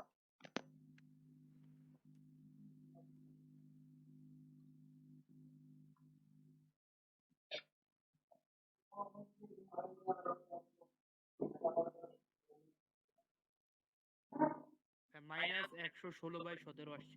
আচ্ছা, তাহলে -116/17 আসছে, মানে রাইট সাইডে 0 আসে না, রাইট? হ্যাঁ তার মানে এটা নট ইকুয়াল টু 0, তার মানে এটা আসলে সমরেখ না। এটা কি বুঝছো? হবে না। এটা কি ক্লিয়ার সবার কাছে? কনসেপ্টটা কি ক্লিয়ার যে আমি আসলে কি করতে চাচ্ছি? আমার এখানে হ্যাঁ প্রথম কনসেপ্ট ক্লিয়ার হইছে। প্রথম দুটো ছেদ বিন্দু আমি 3 নম্বরের মধ্যে বসায় দেখছি। যদি এই দুইটা ছেদ বিন্দু 3 নম্বরের মধ্যে উপর থাকে, তার মানে আমি বুঝবো তিনটা সমবিন্দু। আর যদি সমান না থাকে, তাহলে বুঝবো এটা সমবিন্দু না। এটা কি ক্লিয়ার সবার কাছে? জি। আচ্ছা, এটা যদি ক্লিয়ার হয়ে থাকে, তাহলে আমি আরেকটু আগে, ঠিক আছে? এখন মজার ব্যাপার হচ্ছে, এই জিনিসটা এভাবে না করলেও করা যায়। এটার আরেকটা বিকল্প বুদ্ধি আছে। এই বুদ্ধিটা খুব একটা খারাপ না, ঠিক আছে? একটু খেয়াল করো। এখন এটা তোমরা চাইলে প্রমাণ করতে পারবা, চাইলে বইতে দেখে নিতে পারো। আমি আপাতত প্রমাণটা দেখাচ্ছি না, প্রমাণটা খুব কঠিন না। প্রমাণটা আসলে এভাবে করা যায়। আমার যদি তোমার কাছে একটা সরলরেখা থাকে, ধরো a1x plus b1y plus c1 equal to 0, আর a2x plus b2y plus c2 equal to 0, আর একটা সরলরেখা যদি থাকে a3x plus b3y plus c3 equal to 0, এই তিনটা যদি সরলরেখা থাকে, এরা সমরেখ হবে। আবার বলি, এরা সমরেখ হবে যদি এই জিনিসটা সমান 0 হয়। একটু খেয়াল করো, এই জিনিসটা বলতে দেখো, এখানে সহগ কে কে? x এর সহগ x এর সহগ হচ্ছে a, y এর সহগ হচ্ছে b, আর এটা হচ্ছে c, মানে a1 b1 c1। তাহলে a1 b1 c1, a2 b2 c2, a3 b3 c3, এটার নির্ণায়ক সমান যদি 0 হয়, তাহলে এটা আসলে সমরেখ হবে। এখন এটা প্রমাণ করা খুব একটা কঠিন কিছু না। তাহলে এটা প্রমাণ করা যায়, খুব কঠিন কিছু না। যদি এটা সমান 0 হয়, তাহলে এটা সমরেখ হবে। এখন কথা হচ্ছে, এটা প্রমাণ করতে গেলে যেটা করতে হয়, প্রথম দুটো সমাধান করে এই সমাধানটা 3 নম্বরে বসায় দিতে হয়। তোমরা একটা, আমি তোমাদের যেটা দেখাইলাম, মানে তোমরা চাইলে এভাবে করতে পারো যে প্রথম দুটো সমাধান করে যে ছেদ বিন্দুটা পাওয়া গেছে সেটা 3 নম্বরে বসায় দেখো, যদি মিলে তাহলে হইলো, আর না মিললে নাই। এভাবে করতে পারো, সমস্যা নাই। এটা হচ্ছে 1 নম্বর পদ্ধতি। আর 2 নম্বর পদ্ধতি, এটা অনেক বইতে দেখবা, সেটা হচ্ছে তোমার যদি নির্ণায়কটা শূন্য হয়। এখন প্রশ্ন হচ্ছে তোমরা কি 3/3 নির্ণায়ক ভাঙাইতে পারো? জি ভাই পারবে। কোথায় পারো, কেমনে পারো? ভাই আমি না পারি ফার্স্ট চ্যাপ্টার। আচ্ছা, বাকিরা কি পড়ছো? এটা হচ্ছে তোমার মানে এটা হচ্ছে তোমার মানে কি বলা, খুব কঠিন কিছু না, মানে আমি একবারে বলে দিতে পারি। করছি। সবাই কি পড়ছো? আমি একটু একটু পারি। আচ্ছা ঠিক আছে, তাহলে আমি একবার দেখাই দিই, ঠিক আছে? এখন খেয়াল করো, তাহলে তোমাদের আমি এই ম্যাথটা, এই এক্সাম্পলটাই করি, দেখি আসলে আমি ঠিকঠাক করছি কিনা, তাহলে বোঝা যাবে। এখন এই এক্সাম্পলটা কি ছিল, আমি তোমাদের বলছিলাম তোমরা চাইলে এটা করতে পারো, প্রথম দুটো সমাধান করে এই ছেদ বিন্দু 3 নম্বরে বসায় দাও। যেটা হবে সেটা সমান, যদি সমান হয়, সেটা যদি ইকুয়াল টু 0 হয়, তাহলে আমি বলতে পারবো যে আচ্ছা ঠিক আছে, যে এই 3 নম্বরের এই প্রথম দুইটা ছেদ বিন্দু 3 নম্বরে আছে, তাহলে আসলে তিনটা সমরেখ। এভাবে তুমি করতে পারো, সমস্যা নাই। অথবা আরেকটা পদ্ধতি আছে, সেটা তোমাদের একটু আগে বললাম, যেটা হচ্ছে তুমি কি করতে পারো, এই যে ইগুলো আছে এদের নিয়ে যে সব নির্ণায়কটা হয়, নির্ণায়কটা গঠন করো। নির্ণায়কটা কি তোমার, আচ্ছা বাই দ্য ওয়ে, এখানে খেয়াল রাখতে হবে, 2 এক্স এর সহগ হচ্ছে তোমার 2, মানে এটা হচ্ছে তোমার 2, ওয়াই এর সহগ হচ্ছে তোমার -3, আর এদিকে হচ্ছে তোমার 5, আর এদিকে হচ্ছে তোমার এটা হচ্ছে তোমার 3, আর এটা হচ্ছে +4, এটা হচ্ছে 3 4, আর এটা হচ্ছে -7, এটা হচ্ছে 4, আর এটা হচ্ছে তোমার -7, আর এখানে আছে তোমার 9, -9 আর 8। এই নির্ণায়কটা এটা সমান যদি 0 হয়, তাহলে আমি আসলে বলতে পারবো, এটা সমান যদি 0 হয় তাহলে বলতে পারবো সমরেখ, ঠিক আছে? এখন প্রশ্ন হচ্ছে আমি এই নির্ণায়কটা মান কিভাবে বের করব, এটা তোমরা আসলে আহ, মানে ম্যাথস ফার্স্ট পেপারে প্রথম চ্যাপ্টার পড়ানোর কথা, আমি আসলে তোমাদের একবার ডাইরেক্ট থার্ড চ্যাপ্টার দিয়ে শুরু করছি, কারণ আমার কাছে মনে হয় আসলে ফার্স্ট চ্যাপ্টার খুব বেশি ইন্টারেস্টিং কিছু নাই, এই কারণে থার্ড চ্যাপ্টার দিয়ে শুরু করা। স্কুল কলেজে ভালো মতো পড়াবে। হ্যাঁ, আশা করা যায় স্কুল কলেজে ভালো মতো পড়াবে, ঠিক আছে? আচ্ছা, তাও আমি একটু দেখাই দিই, এটা মাঝে মাঝে কাজে লাগবে। তো এখন তোমাদের একটা জিনিস মনে করে দেয়, সেটা হচ্ছে তোমরা আসলে 9 10 এই জিনিসটা পড়ার কথা, 2 3 4 5, 2/2, এটাকে বলা হয় আসলে, দেখো তোমার এখানে রো কয়টা, রো হচ্ছে, সারি হচ্ছে তোমার দুইটা, একটা সারি দুইটা সারি, আর তোমার দুইটা কলাম, একটা কলাম দুইটা কলাম। এই 2/2 যেহেতু মানে দুইটা সারি দুইটা কলাম, এই জন্য এটাকে বলা হয় আসলে 2/2 নির্ণায়ক, ঠিক আছে? এখন 2/2 নির্ণায়ক তোমরা আসলে ভাঙানো শিখছো, এটা ভাঙাইতে হয় কিভাবে মনে আছে? ডান কর্ণটা গুণ করবা, বিয়োগ বাম কর্ণটা গুণ করবা, ওই যে শুলেসের মতোই কাইন্ড অফ। তোমার ডান কর্ণ গুণ করলে 5 দুগুণে 10, -3 4 12, তাহলে এটা আনসার হচ্ছে তোমার -2। এটা মনে আছে না? না মনে না থাকলে আবার দেখাই দেই, সেটা হচ্ছে তোমার এই যে যেটা বললাম, যে তুমি 2/2 ভাঙানোর সিস্টেম হচ্ছে ডান কর্ণটা আগে গুণ করবা, তারপরে মাইনাস বাম কর্ণ, মানে ডান কর্ণ মানে হচ্ছে তোমার, এটা একটু ভেঙে লিখি, ডান কর্ণ মানে হচ্ছে তোমার 2 গুণ 5 -3 গুণ 4। এটা কি বুঝছো? জি আচ্ছা, ভাইয়া। এখন 3/3 নির্ণায়ক ভাঙানোর সিস্টেম হচ্ছে, এটাকে একটু এক স্টেপ বেশি করতে হয়, সেটা হচ্ছে তোমাকে যে কোনো একটা সারি অথবা কলাম বরাবর ভাঙাইতে হবে। সারি মানে হচ্ছে তুমি যে কোনো সারি বরাবর ভাঙাইতে পারো, এটাও হইতে পারে, এটাও হইতে পারে, এটা হইতে পারে, অথবা এই কলাম বরাবর, এই কলাম বরাবর, এই কলাম বরাবর, যে কোনো একটা সারি অথবা কলাম বরাবর তোমাকে ভাঙাইতে হবে, ঠিক আছে? কারণ ভাঙানোর সিস্টেমটা হচ্ছে, তুমি ধরো, আমি সাধারণত প্রথম সারি দিয়েই করি, খুব স্পেশাল কিছু না থাকলে, ধরো আমি প্রথম সারি নিয়ে করতে পারি। তো প্রথম সারি নিয়ে করলে কি করবে, তুমি এই সারি বরাবর ভাঙাবা। ভাঙানো মানে কি, ভাঙানো মানে হচ্ছে ধরো তুমি ফার্স্টে এই সারি প্রথম উপাদানে যাবা 2, তাই তো? এখন 2 যখন নিবা, তখন এই 2 এর যে রো আর 2 এর যে কলাম সেটা বাদ দিবা, মানে এই 2 এর রোটা বাদ আর 2 এর কলামটা বাদ। তাহলে কি থাকে, এই যে এই জিনিসটা থাকে না, এটা কি বুঝতেছো? তাহলে তুমি যেটা করবা, যে এই 2 এর জন্য তাহলে তুমি ফার্স্টে লিখবা 2 গুণ, এই যে এখানে একটাই থাকে, এখানে একটা দেখো, একটা চারটা সংখ্যা আছে না, 4 -7 -9 আর 8, এটা নিয়ে যে নির্ণায়কটা হয় সেটার সাথে 2 কে গুণ করবা। এটা কি বুঝছো? ভাইয়া -7 হবে। আচ্ছা, এটা -7 না, কোনটা, এটা -7, হ্যাঁ ঠিক আছে। এটা কি বুঝছো? তার মানে আমি যখন 2 কে দেখো, আমি যে কোনো একটা রো বরাবর ভাঙাবো অথবা যে কোনো একটা কলাম বরাবর ভাঙাবো, আমি যে রোতে যাব সেই রোতে প্রথম উপাদান হচ্ছে 2, তাহলে ফার্স্টে 2 কে লিখবো এই জায়গায়, তার সাথে গুণ করব কি, তার সাথে গুণ করব আসলে এই যে 2 এর রো আর 2 এর কলাম বাদ দিলে যে 2/2 নির্ণায়কটা থাকে, সেই নির্ণায়কটা নিব। এটা কি বুঝছো? জি নেক্সট ভাইয়া। নেক্সট হচ্ছে আমি যেটা করব সেটা হচ্ছে এবারে পরেরটায় যাই। পরেরটা যাওয়া মানে হচ্ছে, দেখো 2 এর কাজ শেষ, এবার 3 এ যাও। আমি যদি 3 এ যাই, তাহলে 3 এর জন্য কি করব, আমি যখন 3 কে নিব, তখন 3 এর রো আর 3 এর কলাম বাদ। 3 এর রো আর 3 এর কলাম বাদ দেওয়া মানে হচ্ছে তোমার, এখানে দেখো আমি 3 এর ধরো রোটা বাদ দিব আর 3 এর কলামটা বাদ দিব, তাহলে কে থাকে, এই যে এই চারটা থাকে না, এটা বুঝতেছো? তাহলে এখানে খেয়াল করো, যে আমি এখানে 3 নিব, তার সাথে এই যে 4টা দিয়ে যেটা হয়, তাহলে 3 -7 9 8, এটা একটা নির্ণায়ক দিব। এটা কি বুঝছো?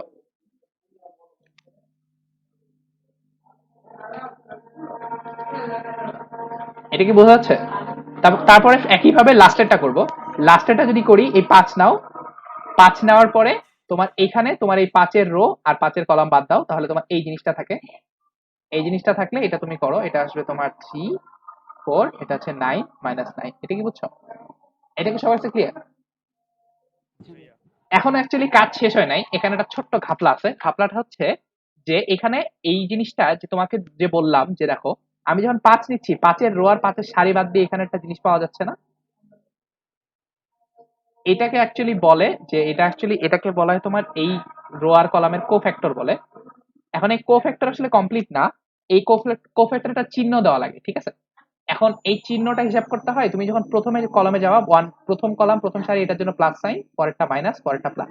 তার মানে তোমার এই 2 এর জন্য প্লাস, 3 এর জন্য মাইনাস, পরেরটা 5 এর জন্য আবার প্লাস। এটা কি বুঝছো?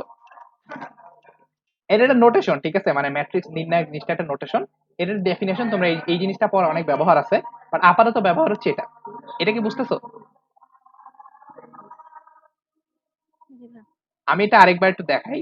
তুমি যেটা করবা সেটা হচ্ছে, এখন রেগুলার একটু প্র্যাকটিস করতে হবে, তাহলে হয়তো বা একটু অভ্যাস হয়ে যাবে। তাহলে এটা কি ছিল তোমার?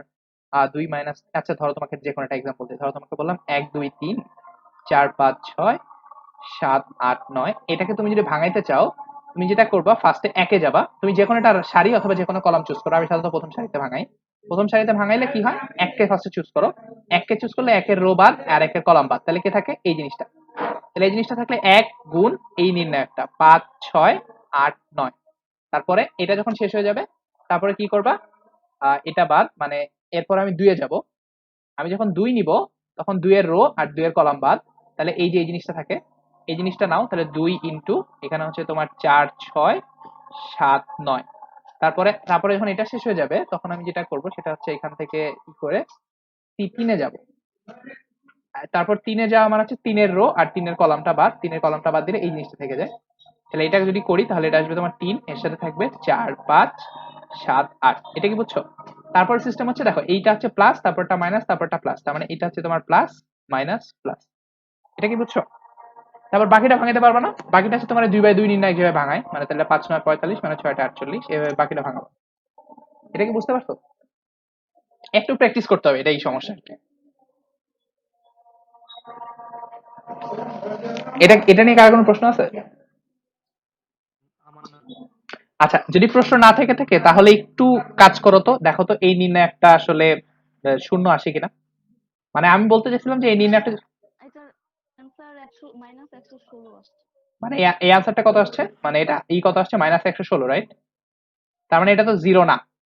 আর জিরো জিরো হইলে আমি বলছিলাম সমরেখ হয়, সরি সমবিন্দু হয়। আর যেহেতু এটা সমবিন্দু জিরো না, তার মানে এটা সমবিন্দু হবে না। এটা কি বুঝছো সব? মানে আমরা দুই কেসেই প্রমাণ করতে পারছি আসলে সমবিন্দু না, সমরেখ না। সরি সমরেখ কেন, আমি এটা সমবিন্দু হবে, সরি রেখ লিখছি কেন, সমবিন্দু। এটা কি ক্লিয়ার সবার কাছে? আমি দুই ভাবে করতে পারি, তুমি চাইলে যে কোনো দুটো ছেদ বিন্দু বের করে 3 নাম্বারটা আছে কিনা দেখতে পারো, এটাও হবে ভ্যালিড প্রবলেম, ভ্যালিড সলিউশন। অথবা তুমি এই নির্ণায়কটা নিতে পারো। নির্ণায়কটা কি? নির্ণায়কটা হচ্ছে তোমার এই যে সহগগুলো নাও, সহগগুলো নিলে হচ্ছে তোমার 2 -3 5, তারপর হচ্ছে তোমার 3 4 -7, তারপর হচ্ছে তোমার 9 -9 +8। এই নির্ণায়কটা যদি তোমার ইকুয়াল টু 0 আসে, ইকুয়াল টু যদি 0 হয়, তাহলে এটা হচ্ছে তোমার সমবিন্দু। আর যদি ইকুয়াল টু 0 না হয়, তাহলে সমবিন্দু না। এটা কি বুঝছো সবাই?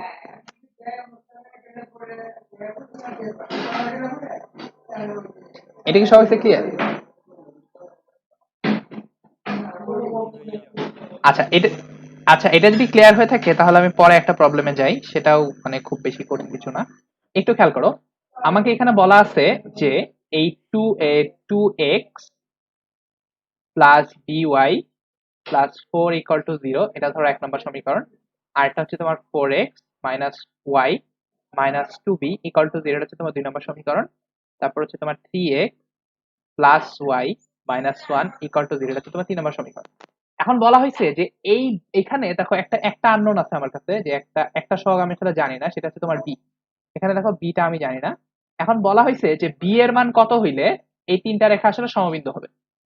প্রশ্নটা বুঝছো? আমার তিনটা সরলরেখা আছে, 1 2 1 2 আর 3। আমাকে বলা হয়েছে বি এর মান কত বসাইলে এই তিনটা রেখা আসলে সমবিন্দু হবে। এটা কি বুঝছো? প্রশ্নটা বুঝছো? জি। আচ্ছা, এটা করা সবচেয়ে সোজা বুদ্ধি হচ্ছে তোমার এই যে নির্ণায়কে বসায় দেওয়া। তাহলে এখন চিন্তা করো, আমাদের সমবিন্দু হওয়ার শর্ত কি ছিল? যে নির্ণায়কটা পাওয়া গেছিল, সেই নির্ণায়ক সমান 0 হইতে হবে। তাহলে নির্ণায়কটা কত হবে দেখো, এক্স এর সহগ হচ্ছে কত 2, ওয়াই এর সহগ হচ্ছে বি, আর এখানে আর ধ্রুবকটা হচ্ছে 4। এখানে আসবে তোমার 4, এটা হচ্ছে তোমার -1, তারপর এটা তোমার -2b, এখানে আসবে তোমার 3, এটা আসবে 1, এটা হচ্ছে -1। তাহলে এই জিনিসটা সমান 0 হইতে হবে না, রাইট? জি ভাইয়া। আচ্ছা, একটু তাড়াতাড়ি করে করে ফেলা তো, এই নির্ণায়কটা কত আসে?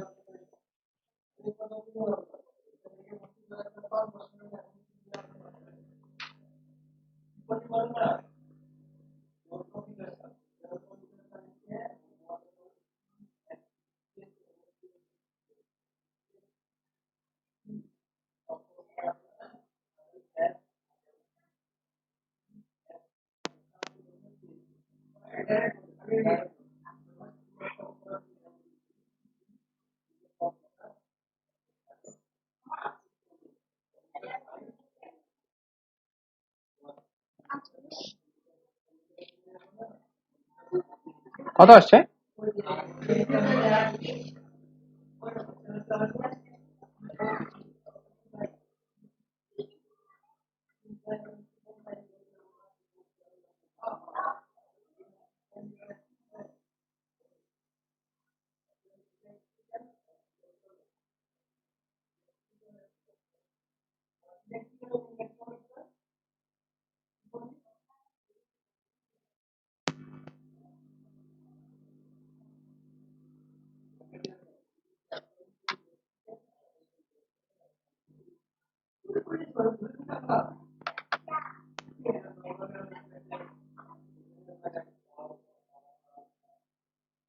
ভাইয়া আমার দুইটা আনসার আসছে, একটা হচ্ছে হলো 3 আর একটা হচ্ছে হলো -5/3। বাকিদের কি তাই আসছে? একটু দেখো তো। আমার কত আসছে? 3b², আচ্ছা সরি, আচ্ছা এটা কি যাবে ভাগ? হ্যাঁ যাবে তো। 3b² -5/3 আর 3। -5/3 আর 3, সবারই তাই আসছে। দেখি আমার কত আসছে।